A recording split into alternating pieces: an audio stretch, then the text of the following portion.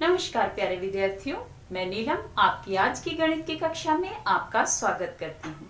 हमारा आज का टॉपिक है वृत्त। वैसे तो वृत्त के बारे में आप बहुत कुछ अपनी पिछली कक्षाओं में पढ़कर आए हैं, परंतु कक्षा 10 में भी हम वृत्त के कुछ और भागों के बारे में जानेंगे। इन तक पहुँचने से पहले चलिए पहले दोहराते हैं जो आप अपनी पिछली कक्षाओं में पढ़कर आए हैं। चलिए शुरू करते हैं। प्यारे विद्यार्थियों, क्या आप इस आकृति को पहचानते हैं? बिल्कुल सही, यह आकृति वृत्त कहलाती है। वृत्त के अंदर एक बिंदु स्थित है जिसे मैंने O नाम दिया है। क्या आप बता सकते हैं ये बिंदु O क्या कहलाता है? बिल्कुल सही बताया बच्चों, यह बिंदु वृत्त का केंद्र कहलाता है। और क्या आप जानते हैं कि यह केंद्र बिंदु वृत्त पर स्थित प्रत्येक बिंदु से समान दूरी पर होता है। चलिए यहाँ कोई बिंदु A है और A और O को मिला देते हैं। क्या आप बता सकते हैं कि AO क्या कहलाता है? बिल्कुल सही, यह वृत्त की त्रिज्या कहलाती है। और त्रिज्या क्या है? त्रिज्या वृत्त के केंद्र से वृत्त पर स्थित किसी बिंदु की दूरी है। चलिए थोड़ा और आगे बढ़ते हैं। अब हम कोई बिंदु B लेते हैं। हम A और B को इस प्रकार मिलाते हैं कि A से B तक पहुंचने वाला रेखाखंड O से होकर जाता है। क्या आप बता सकते हैं AOB क्या कहलाता है? बिल्कुल सही सोचा बच्चों, यह वृत्त का व्यास कहलाता है। क्या आप त्रिज्या और व्यास में कोई संबंध बता सकते हैं? सही बताया बच्चों, व्यास त्रिज्या का दुगुना होता है। आप देख सकते हैं यहां से O से A उतनी ही दूर है जितनी दूर O से B। ठीक है, ये दोनों तरफ त्रिज्या है तो दो त्रिज्याएं मिलकर एक व्यास बनाती हैं। चलिए बच्चों, अब एक और बिंदु लेते हैं C। A और C को मिला देना। प्यारे बच्चों, क्या CA भी वृत्त का व्यास है? नहीं, CA वृत्त का व्यास नहीं है। क्यों? क्योंकि वृत्त का व्यास होने के लिए शर्त यह है कि जो दो बिंदुओं को मिलाने वाला रेखाखंड है वो केंद्र से होकर जाए और AC में केंद्र कहीं नहीं है। इसलिए ये जो AC है यह वृत्त का व्यास नहीं है। तो प्यारे बच्चों, इसके लिए क्या नाम है? बिल्कुल सही बताया, यह वृत्त की जीवा है। प्यारे बच्चों, ये सब हम अपनी पिछली कक्षाओं में पढ़कर आए हैं। चलिए थोड़ा और आगे बढ़ते हैं और वृत्त के और भागों के बारे में जानते हैं। प्यारे बच्चों, वृत्त पर स्थित किसी भी बिंदु से हम अगर कोई रेखाखंड इस प्रकार खींचते हैं कि वह वृत्त को किसी एक बिंदु पर स्पर्श करके जाए, तो यह रेखा वृत्त के लिए क्या कहलाती है? प्यारे विद्यार्थियों, यह वृत्त का एक मॉडल है और ये हम मानते हैं कि एक रेखा है। प्यारे बच्चों, क्या ये रेखा वृत्त को स्पर्श कर रही है? नहीं, ये वृत्त के सापेक्ष है, यानी कि थोड़ी दूरी पर स्थित है। इस वृत्त का इस रेखा से फिलहाल कोई संबंध नहीं है, इसलिए यह रेखा वृत्त के लिए क्या कहलाएगी? अप्रतिच्छेदी रेखा। अप्रतिच्छेदी रेखा।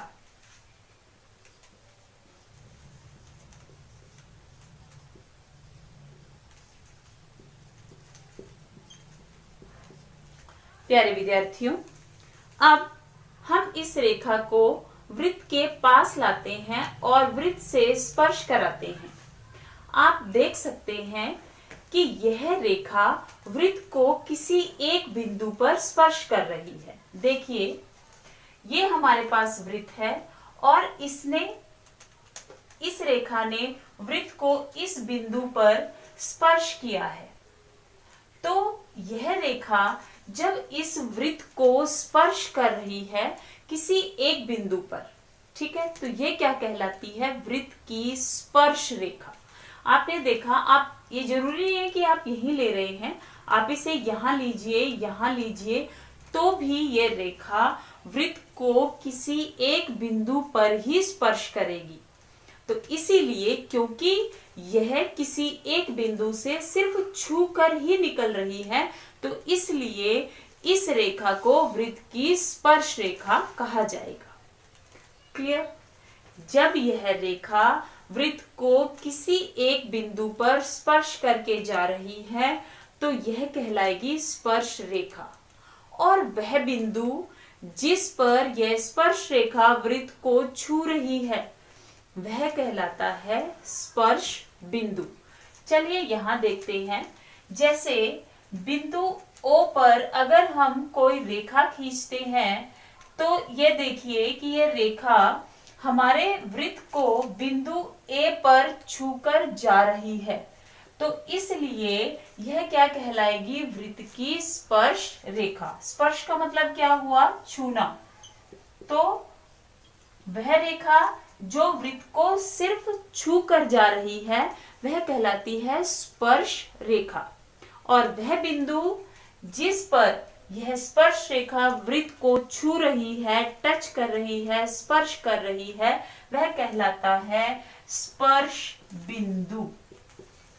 स्पर्श बिंदु, जैसे हमारे केस में यह स्पर्श बिंदु हुआ A। प्यारे बच्चों, किसी एक बिंदु पर केवल एक ही स्पर्श रेखा खींची जा सकती है। वृत्त की अनेक स्पर्श रेखाएं हो सकती है, क्योंकि देखिए मैं स्पर्श रेखा को यहां भी खींच सकती हूँ, यहाँ, प्रत्येक बिंदु पर खींची जा सकती है, लेकिन एक बिंदु के लिए केवल एक ही स्पर्श रेखा खींची जा सकती है। चलिए अब और आगे बढ़ते हैं और इस स्पर्श रेखा को वृत्त के थोड़ा अंदर लेकर आते हैं। अब आप देखिए, जैसे ही इस बिंदु से थोड़ा आगे बढ़े तो इस रेखा ने वृत्त को दो बिंदुओं पर छूना शुरू किया। देखिए, एक है बिंदु यहां, आप यहां देख सकते हैं इसको, एक यहां और एक यहां। अब यह रेखा स्पर्श रेखा नहीं रही। थोड़ा और अगर हम आगे बढ़ते हैं तो देखिए फिर से क्या हुआ कि जो स्पर्श रेखा है वो अब स्पर्श रेखा नहीं है, क्योंकि वो वृत्त को किसी एक बिंदु पर नहीं बल्कि दो बिंदुओं पर छूकर जा रही है। थोड़ा और अगर हम आगे बढ़ते हैं तो आप देख सकते हैं, फिर आगे बढ़े, फिर से और फिर से धीरे धीरे जब हम वृत्त के बाहर निकलते हैं तो हम देखते हैं कि फिर से इसने वृत्त को किसी एक बिंदु पर छुआ। ये फिर स्पर्श रेखा बनी, लेकिन जैसे ही वृत्त के अंदर ये प्रवेश करती है तो ये स्पर्श रेखा नहीं रहती, क्योंकि ये दो बिंदुओं पर छूना शुरू कर देती है। तो जब कोई रेखा वृत्त को किसी एक बिंदु पर स्पर्श नहीं करती बल्कि दो बिंदुओं से होकर जाती है, तब आप देखिए हम उसको कहते हैं छेदक रेखा। तब वो क्या कहलाती है? छेदक रेखा। तो प्यारे बच्चों, हमने अभी पढ़ा स्पर्श रेखा के बारे में। स्पर्श रेखा वृत्त को किसी एक बिंदु पर स्पर्श करके जा रही है। फिर हमने पढ़ा छेदक रेखा के बारे में। छेदक रेखा क्या है? जो वृत्त के किन्हीं दो बिंदुओं से होकर गुजर रही है, तो वह रेखा कहलाती है छेदक रेखा। नेक्स्ट हमारे पास है अप्रतिच्छेदी रेखा। तो अप्रतिच्छेदी रेखा थी जिसका वृत्त से संबंध ही नहीं था, वो वृत्त के पास थी लेकिन वृत्त को स्पर्श नहीं कर रही थी। चलिए बच्चों, अब हम स्पर्श रेखा और वृत्त की त्रिज्या के संबंध के बारे में जानते हैं। हमारे पास है ये प्रमेय, वृत्त के किसी बिंदु पर स्पर्श रेखा स्पर्श बिंदु से जाने वाली त्रिज्या पर लंब होती है, मतलब उसके साथ 90 डिग्री का कोण बनाती है। जो स्पर्श रेखा है वह स्पर्श बिंदु से जाने वाली त्रिज्या पर लंब बनाती है, यानी कि 90 डिग्री का कोण बनाती है। तो यहाँ हमें क्या दिया है, यहाँ हमें दिया है एक वृत्त जिसका केंद्र है O और जिस पर एक स्पर्श रेखा बिंदु P से होकर जा रही है। इस स्पर्श रेखा को हमने नाम दिया है XY। ये हो गई हमारी स्पर्श रेखा। ठीक है, अब हमने O और P को मिला दिया। फिर हमने कोई बिंदु Q लिया। यह बिंदु Q जो है वो वृत्त के बाहर स्थित है। यह वृत्त के अंदर स्थित नहीं हो सकता, वृत्त के ऊपर भी स्थित नहीं हो सकता, क्योंकि स्पर्श रेखा वृत्त को सिर्फ एक ही बिंदु पर स्पर्श करती है। अगर आप कहते हैं कि यह बिंदु Q यहाँ वृत्त के ऊपर स्थित है, तो फिर क्या होगा कि यह स्पर्श रेखा ही नहीं, क्योंकि यहाँ ये क्या करेगी, वृत्त को दो बिंदुओं पर छूकर जाएगी। तो जब दो बिंदुओं पर छुएगी तो स्पर्श रेखा नहीं, छेदक रेखा बन जाएगी। ठीक है, तो अब हमने O और Q को भी मिला दिया। अब यहां हम देख सकते हैं कि हमारे पास एक समकोण त्रिभुज बनी है। इस समकोण त्रिभुज में जो OQ है वो कर्ण है। ठीक है, यहाँ हम देख सकते हैं कि ये जो दूरी है, अगर हम इसको समकोण त्रिभुज भी नहीं मान रहे हैं तो हम देख सकते हैं कि जो OQ है यह बड़ा है किससे, OP से। ये क्लियरली हम यहाँ पर देख सकते हैं। तो OQ ग्रेटर है यानी बड़ा है किससे, OP से। अब अगर हम करते हैं कि इस Q बिंदु को थोड़ा थोड़ा इधर खिसकाना शुरू करते हैं, तब क्या होगा, मान लीजिए ये बिंदु Q यहाँ नहीं है, यहाँ है, तब क्या होगा, आप तब अगर इसको मिलाते हैं तब भी आप देख सकते हैं कि यह OP से बड़ा है। ठीक है, तो आप देखेंगे कि जैसे जैसे आप इधर की तरफ बढ़ रहे हैं, P की तरफ बढ़ रहे हैं, तो ये जो दूरी है, ये जो O और Q की जो लंबाई है वह घटती चली जा रही है और OP पर यह मिनिमम है, यानी कि सबसे कम है। ठीक है, और सबसे कम है तो इसका मतलब यह यहाँ पर लंब बना रही है, यानी कि 90 डिग्री का कोण बना रही है। फिर भी आप एक बार चेक कीजिए कि अगर Q भी यही है तो ये 90 डिग्री है, यानी कि ये सबसे कम दूरी है। जैसे जैसे आप आगे बढ़ते हैं फिर यह दूरी बढ़नी शुरू हो जाती है, तो इसका मतलब यह यहीं पर सबसे कम है, तो इसीलिए यहाँ पर 90 डिग्री का कोण बन रहा है। और जो OP है ये क्या था, ये थी हमारे वृत्त की त्रिज्या और ये थी स्पर्श रेखा। तो स्पर्श रेखा ने त्रिज्या के साथ मिलकर स्पर्श बिंदु पर क्या बनाया, समकोण, यानी कि 90 डिग्री का कोण। और 90 डिग्री का कोण हुआ तो ये क्या हो गया, लंब। और यही हमारी प्रमेय कह रही थी, तो हमने अपनी प्रमेय को सिद्ध कर दिया। तो चलिए अब लेते हैं एक्सरसाइज के कुछ क्वेश्चंस और बढ़ते हैं आगे।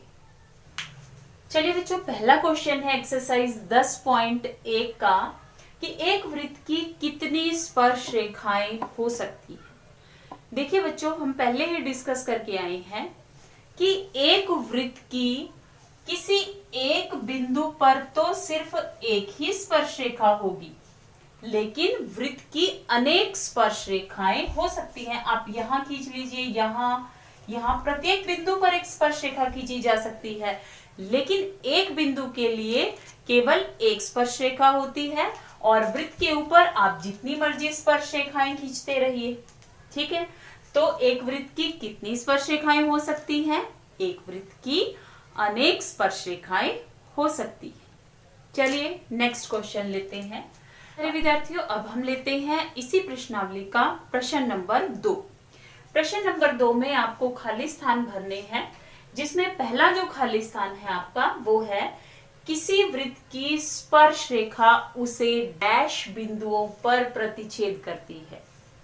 किसी वृत्त की स्पर्श रेखा उसे कितने बिंदुओं पर प्रतिच्छेद करती है? हमने देखा था स्पर्श रेखा यानी वृत्त सिर्फ छू कर जा रही है।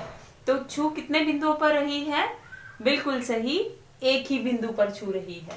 तो वृत्त की स्पर्श रेखा उसे एक बिंदु पर प्रतिच्छेद करती है। नेक्स्ट देखिए, वृत्त को दो बिंदुओं पर प्रतिच्छेद करने वाली रेखा को क्या कहते हैं? अगर एक बिंदु पर प्रतिच्छेद करती है तो स्पर्श रेखा है, और अगर यह एक बिंदु पर प्रतिच्छेद ना करके दो बिंदुओं पर प्रतिच्छेद करती है तो यह क्या कहलाती है? इसे हम कहते हैं छेदक रेखा।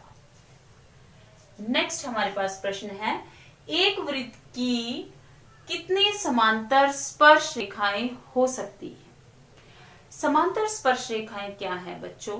वो रेखाएं जिनको आप अगर आगे बढ़ाते हैं तो भी वो आपस में नहीं मिलती। जैसे आपने रेल की पटरियों को देखा है कि रेल की पटरियां जो है आपस में नहीं मिलती और समांतर चलती रहती हैं। इस बोर्ड को अगर आप देखें दोनों साइड से तो इसकी ये जो दोनों भुजाएं हैं ये आपस में समांतर है। तो ऐसे ही किसी वृत्त के ऊपर कितनी समांतर स्पर्श रेखाएं खींची जा सकती हैं? अब देखिए कि समांतर कितनी हो सकती है। ऐसे तो हमने देखा था कि आसपास आप जो आपस में नहीं मिलेंगी वो कितनी होगी? वो होगी केवल दो। ठीक है, तो किसी वृत्त की केवल दो ही समांतर स्पर्श रेखाएं हो सकती है। चलिए नेक्स्ट देखते हैं, वृत्त तथा उसकी स्पर्श रेखा के उभयनिष्ठ बिंदु को, उभयनिष्ठ क्या होता है? कॉमन, जो दोनों में साझा हो। तो आपको ये बताना है कि वृत्त और उसके स्पर्श रेखा का जो उभयनिष्ठ बिंदु है, यानी कि स्पर्श रेखा वृत्त को जिस बिंदु पर छू रही है उसे हम क्या कहते हैं? उसे हम कहते हैं स्पर्श बिंदु।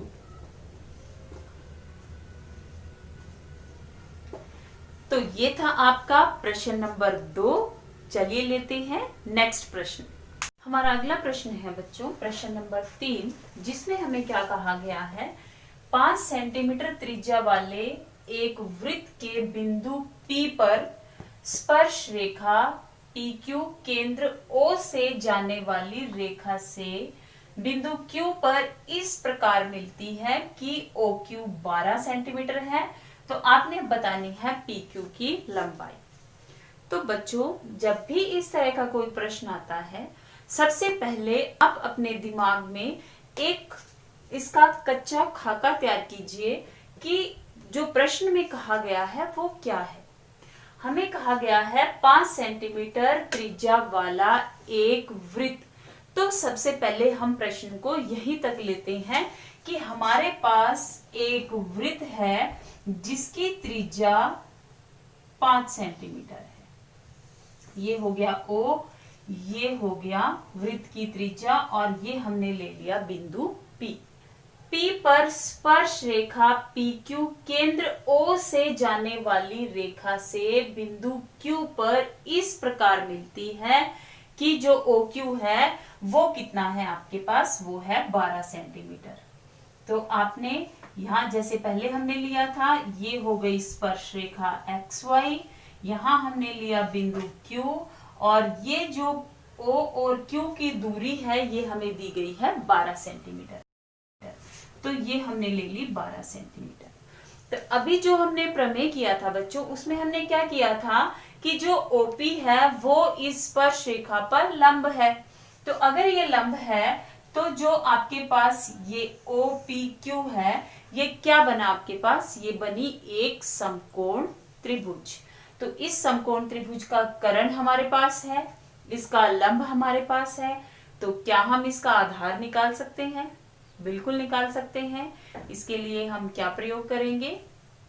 बिल्कुल सही सोचा बच्चों, इसके लिए हम यूज करेंगे पाइथागोरस थ्योरम। तो पाइथागोरस प्रमेय के अनुसार आप लिखेंगे इसका हल। पाइथागोरस प्रमेय के अनुसार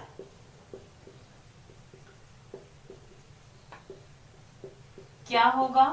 आपके पास जो आपका कर्ण है यानी कि OQ का वर्ग वो किसके बराबर होगा, आपके जो लंब है उसका वर्ग जमा आपका जो आधार है उसका वर्ग। ठीक है, ये तो हमें दिया है 12, तो 12 का वर्ग, OP कितना है 5 का वर्ग, और ये हो गया PQ का वर्ग।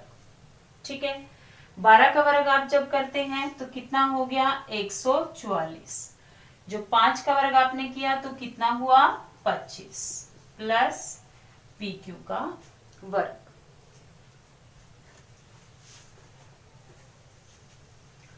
तो अब हम इस समीकरण को हल कर लेते हैं। जब हम हल करेंगे तो आपके पास आएगा PQ का वर्ग बराबर 144 माइनस 25, और अगर आप इन दोनों को घटा देते हैं तो घटाने के बाद आपके पास कितना आएगा 119, तो PQ का वर्ग बराबर हो गया 119, तो PQ कितना आएगा आपके पास 119 का वर्गमूल। क्लियर हो गया। तो ये थी आपकी प्रश्नावली 10.1। तो मैं उम्मीद करती हूँ विद्यार्थियों कि आपको ये प्रश्नावली अच्छे से क्लियर हो गई है। तो आपको एक बार इसे दोहराना है। धन्यवाद।